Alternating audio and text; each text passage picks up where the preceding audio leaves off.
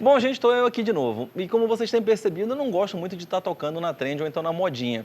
Mas tem assunto que não dá para escapar. E a fala do governador de Minas Gerais exige, obviamente, um comentário.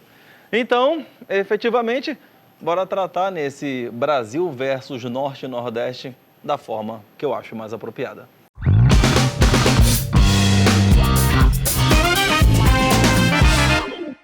Olá, meus amigos, eu sou Carlos Almeida Filho, é muito bom estar aqui com vocês.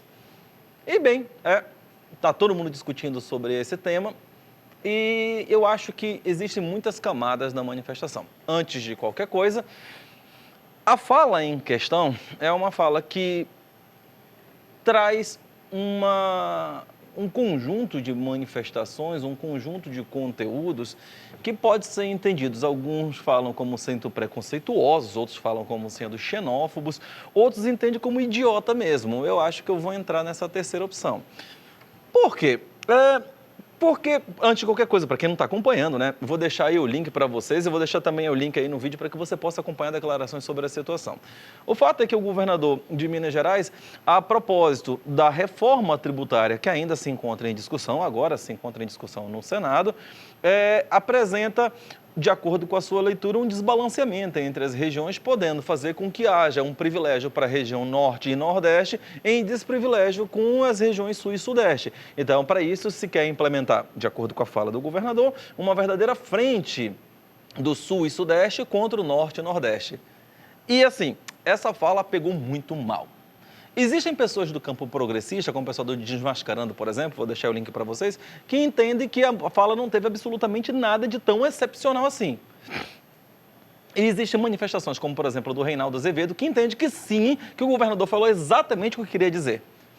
Eu concordo com o Reinaldo, sim, exatamente o governador queria aquilo. O problema todo é que depois vem o desdisse, não foi bem isso que eu quis dizer, o contexto não foi bem aquele. Mas o fato é que com todas as letras, tanto na segunda colocação, que foi a entrevista para o Estadão, de novo, o link está à disposição, quanto já em outros vídeos anteriores, se tem a intenção muito clara de se colocar uma disputa de nós contra eles a nível nacional. E isso é triste, isso é irracional, isso é errado, isso é burro, mas há aqueles que podem apontar que para isso existe método. Então, assim, tem gente que tem entendido que se tá testando quais são os limites. E assim, pô, na boa, já encheu o saco, gente.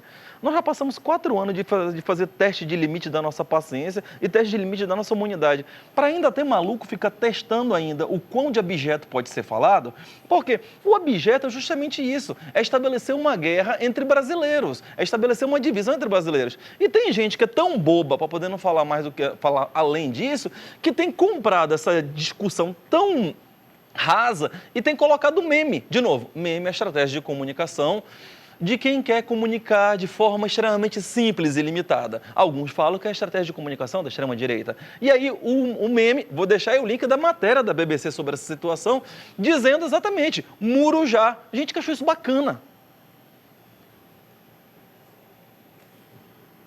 Se você acha isso, é hora de fazer um reset. Para quem é da área do videogame, tem um botão escrito reset. Ou então, dá um Ctrl Alt Del na sua cabeça. Reinicia, mano. Você está pensando besteira. Essa visão separatista, essa visão preconceituosa, essa visão de que, de acordo com a fala do governador, que existem vaquinhas que produzem mais, outras que produzem menos, é uma fala odiosa, é uma fala preconceituosa, é uma fala limitadora da amplitude, da complexidade e da grande integração que o Brasil é e deve ser muito mais. Então, aderir a isso como um sentimento de onda, de torcida organizada, eu fiz um vídeo sobre isso, vou deixar o link para que você possa observar, é muito perigoso, porque simplificando a complexidade e tornando o Brasil um terreno de nós contra eles, que é o que esse pessoal está tentando, você acaba se colocando divisões que não são entre pessoas que estão distantes, porque o Brasil possui isso em tudo quanto é região. Então você acaba criando guerras internas de forma desnecessária e a gente tem problemas mais sérios para se preocupar do que esse tipo de imbecilidade. A palavra é justamente essa. Me perdoa. A minha esposa vive dizendo, cuidado com palavreado, mas assim não dá para classificar de forma diferente. Só que, de novo, tem gente que gosta, né? Tem gente que gosta. E aí, a gente tem que comentar sobre a situação antes de qualquer coisa. Já teve um banqueiro, um ex-banqueiro, que tinha dito sobre essa situação no passado. Eu trouxe aqui um link para ele. Eu vou deixar o link para vocês aqui, não estou com o nome dele. Foi um diretor de banco que foi para Portugal. A história está documentada, vou deixar os dois links para que você possa observar. E disse que saiu do Brasil na era bolsonarista. Será que já passou? Dizendo que não suportava mais ficar aqui por conta do grau de ódio que estava sendo semeado para tudo quanto é lugar. Ele chegou a ver de um colega dele dizendo: o que foi muito bom do bolsonarismo é que ele nos libertou, nos deu a liberdade para falar o que desejamos. E assim, essa liberdade era para poder ser misógino, para poder ser homofóbico, para ser preconceituoso, para poder falar aquilo que ninguém falava. E isso é um fenômeno muito estranho. Porque, assim, sempre tem quem falasse bobagem, né? Quando você chegava num bar às 5 horas da tarde no final de semana, você vinha aquele bando desocupado falando besteira ali. Mas a besteira ficava lá. Hoje não. Qualquer pessoa com meia dúzia de informação na cabeça, pega um aparelho como esse e fica falando, espalhando. E vai encontrar um bando de desocupado, frustrado, irritado, mal intencionado, que vai utilizar esse sentimento de ódio que se propaga muito melhor do que qualquer informação positiva e vai estar por aí disseminando qualquer coisa que possa estabelecer esse grande grau de união que só o ódio promove.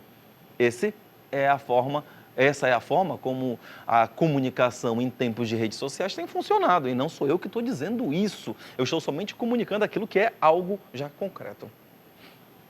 Então, aparece sempre um ou outro a criar esse tipo de situação.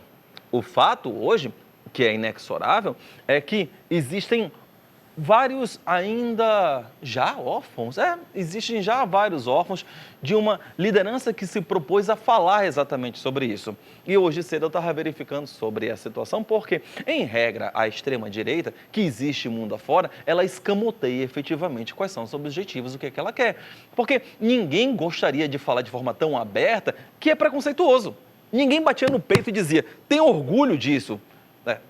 A Ku Klux Klan tinha. Os nazistas tinham. E outros também tão abjetos também tinham esse orgulho. Mas numa sociedade que se entende como democrática, tem turma que não acha muito interessante ficar falando isso e assumindo descaradamente que é preconceituoso, que é racista, que é homofóbico, que é essas coisas abjetas que nós estamos vendo. Só que dizem por aí que o Bolsonaro frustrou a intenção dessa grande extrema-direita porque ele foi justamente tão honesto e tão sincero a ponto de colocar isso de forma tão explícita. E aí não sou eu que estou dizendo. Basta você observar todas as centenas de milhares de declarações dele e dos seus asseclas, falando exatamente isso. É engraçado que o pessoal não pensa, porque alguns dos acólitos que se encontram aqui no Amazonas pensam dessa maneira, inclusive professando contra a nossa própria natureza, contra a nossa própria Amazônia, contra o nosso próprio desenvolvimento, contra a Zona Franca. Exemplos não faltam, infelizmente. E aí me aparece esse camarada agora falando. Aí você pensa: peraí, será que ele falou isso de caso pensado? Não sei. Eu só sei que lá pelas tantas o pessoal perde a vergonha. E tem gente que diz: meu Deus, você falou isso? E o cara responde, às vezes, de forma bem descarada: mas eu não falei nada diferente do que você também pensa. Parece aquele filme que o pessoal já viu tanto que já furou o disco. Se é que tem disco para isso ainda. Que é aquele filme As Branquelas, que tem a parte onde aquelas duas meninas que eram bastante superficiais dizem: mas fulana, você falou esse absurdo. Aí ela volta para o outro e diz: mas cicrana, você também pensou. É exatamente esse o terreno que a gente se encontra. Tem um terreno muito fértil, que foi hidratado durante muito tempo, onde as pessoas que apontavam que aquilo que era errado, começaram a ficar com medo, ficaram com medo de ser agredidas, ficaram com medo de ser assassinadas, porque efetivamente isso aconteceu. Teve gente que foi assassinada por conta de opinião política no ano passado aqui no Brasil. E num país que se dizia tão pacífico, hoje as pessoas se orgulham de ter ódio. Já chega. Porque a manifestação que acontece da boca de um representante de Estado eu entendo que não representa exatamente esse Estado. Na verdade, é a representação ou manifestação de apenas uma pessoa extremamente descuidada, para poder falar um mínimo, que entende que pode ficar testando a nossa paciência e testando os limites que existem nessa nossa sociedade. Mas o nosso tecido social chegou no limite. Eu acho que já chegou um basta. Porque essa discussão sobre liberdade de expressão causa efeitos e consequências severas, principalmente quando essa liberdade de expressão é exercida por um representante, porque esse representante é exatamente isso, ele representa. Então, pode ser que ele não seja exemplo para você, ou para mim, ou para qualquer outra pessoa, mas uma quantidade enorme de gente verifica e vê viés de confirmação naquilo que ele falou e acaba entendendo que aquilo é efetivamente correto. E aí você acaba colocando ponto a ponto degraus ou colocando travas que vão acabar sendo elementos para a construção de divisões onde não existe. E se tem uma coisa que a nossa sociedade, que o ser humano, que o Brasil, que eu, que nem você, não precisamos, que é de gente estimulando esse tipo de coisa. O fato é que nós precisamos fazer uma limitação disso. Existem consequências jurídicas a ser tratada a respeito disso? Claro, com certeza. Porque, assim, até o ministro Flávio Dino falou a respeito disso. Ele disse que esse tipo de fala é incabível para um representante político. Lógico, porque a Constituição, não é outro documento, é a Constituição, disse no artigo 19, inciso 3º, que não se podem os estados estabelecer distinções entre brasileiros entre si. Não é a União, é todos os estados. Isso não pode acontecer. E esse tipo de teste precisa ser limitado. Então, medidas precisam ser tomadas para que isso seja acabado. Esse tipo de comunicação que eu faço é um tipo de comunicação para tentar combater a desinformação. Só que eu ainda falo para uma quantidade muito limitada de pessoas. E, de novo, nós não estamos aqui pregando ódio. Então, o algoritmo dessas redes sociais, inclusive essa que eu estou aqui falando para vocês, não vai comunicar de forma tão contundente a respeito sobre essa fala para dizer, vamos acabar com a desinformação. Não, o pessoal continua espalhando, e espalhando, e espalhando. E se vão testando maneiras de se fazer, de novo, divisões onde for necessário. Hoje, essa discussão, que aparentemente é irracional, entre o resto do Brasil e o Norte e o Nordeste. Amanhã vai ser o quê? Amanhã vai ser o quê? E voltando nessa temática em si, fundamentalmente a fala do governador está errada, está fundada em premissas completamente incoerentes. Tudo bem que ele já conseguiu o que ele queria, que era ser trend no Brasil e discussão para tanto, até porque está todo mundo dizendo, é a estratégia do fale mal, mas fale de mim. Mamãe já falava, então bota uma melancia no pescoço e sai andando por aí. É mais fácil do que ficar discutindo sobre coisas muito mais importantes do que essa. Nós estamos em uma discussão sobre um contrabalanceamento a respeito dos modelos de desenvolvimento que o Brasil tem e promove, justamente por conta de uma concentração de esforços nacionais na região sul e sudeste, um abandono de regiões como a minha, região norte e região nordeste. Então, essa discussão que está acontecendo, essa discussão de fundo, não passa nada mais, nada menos do que uma passação de recibo, ainda assinada por outros, como representantes do Sul, que têm dito que efetivamente se precisa criar efetivamente uma frente para protagonismo da região Sul e Sudeste contra as demais. Ao contrário, porque é a Constituição Federal que estabelece no artigo 1º que a União e todos os estados, têm que seguir tanto, devem estabelecer condições para que se possa resolver as diferenças regionais. Nós aqui no Amazonas estamos precisando há muito tempo de uma atenção que seja estrutural para a nossa região. Ainda estamos numa discussão que está claudicante a respeito da Zona Franca e essa questão tem sido empurrada com o tapete. Esse tipo de fala só confirma isso. Quando a gente tenta levantar a cabeça e quando nós vemos uma solução, porque o que eles estão incomodados é que a discussão que se vai ter por conta da reforma tributária não vai ser mais uma discussão a respeito de quem mais tem poder, o que gera efetivamente um ciclo vicioso, mas uma representação igualitária em todos os estados. E aí vem um grande nervosismo. Meu Deus, então nós da região sul e sudeste não vamos ter condição de combater em condição de prevalência sobre a região norte e nordeste? Pode ser que talvez não.